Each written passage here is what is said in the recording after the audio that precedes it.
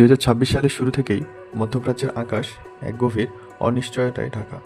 যে সংঘাত একসময় ছায়াযুদ্ধ বা শ্যাডো ওয়ার হিসেবে পরিচিত ছিল, তা আজ সরাসরি যুদ্ধে রূপ নিয়েছে। ইরান, ইসরায়েল এবং পদ্মার আড়ালে থাকা বিশ্বশক্তি আমেরিকা, এই তিন শক্তির রণহুঙ্কার আজ বিশ্বকে এক তৃতীয় বিশ্বযুদ্ধের দ্বারপ্রান্তে দাঁড় করিয়ে দিয়েছে। 2026 সালের 28 ফেব্রুয়ারি ইসরায়েল এবং আমেরিকা যৌথভাবে ইরানের উপর অপারেশন এপিক ফিউরি পরিচালনা করে। তেহরানের হৃৎপিণ্ডে চালানো এই হামলায় ইরানের সর্বোচ্চ ধর্মীয় নেতা আয়াতুল্লাহ আলী খামেনি নিহত হওয়ার খবর বিশ্বজুড়ে তোলপাড় সৃষ্টি করেছে।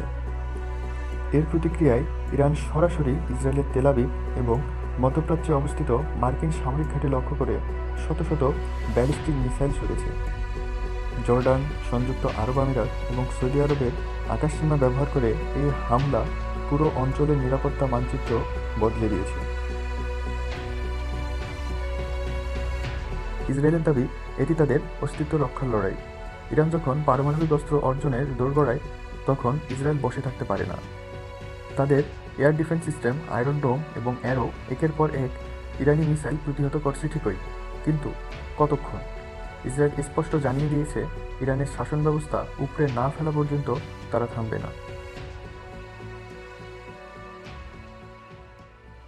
হোয়াইট হাউসে ফিরে আসা ডোনাল্ড ট্রাম্পের নীতি এবার অনেক বেশি আক্রমণাত্মক। আমেরিকা সরাসরি যুদ্ধে জড়িয়ে পড়েছে। বাহরাইন, কাতার এবং কুয়েতে থাকা মার্কিন ঘাঁটিগুলো এখন ইরানের প্রধান লক্ষ্যবস্তু।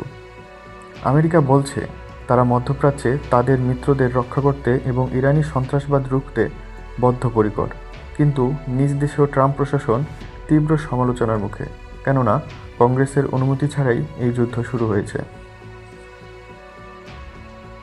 ইরান এখন এক আহত সিংহ। খামেনির মৃত্যুর পর ইরানি জনগণের মধ্যে জাতীয়তাবাদের জোয়ার উঠেছে।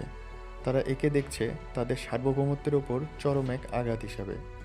হিজবুল্লাহ, হুতি এবং ইরাকি মিলিশিয়াদের মাধ্যমে ইরান পুরো মধ্যপ্রাচ্যে আমেরিকার স্বার্থে আঘাত এনেছে।